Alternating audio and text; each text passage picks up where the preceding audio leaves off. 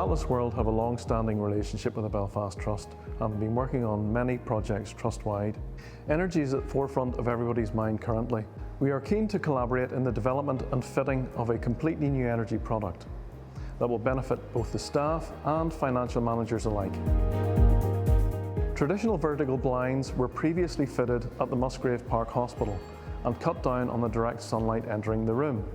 Atlas World, in conjunction with iTouch Energy, were pleased to deliver the revolutionary new indoor solar blind photovoltaic system. The unique properties of this system enable it to be tailored to fit virtually any window space, atrium or conservatory, generating sustainable green power for the building.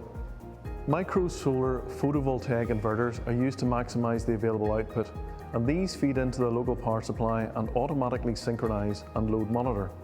This system is fully compliant with all current regulations, with live monitoring available of the panel arrays for maximum power output and optimal load management.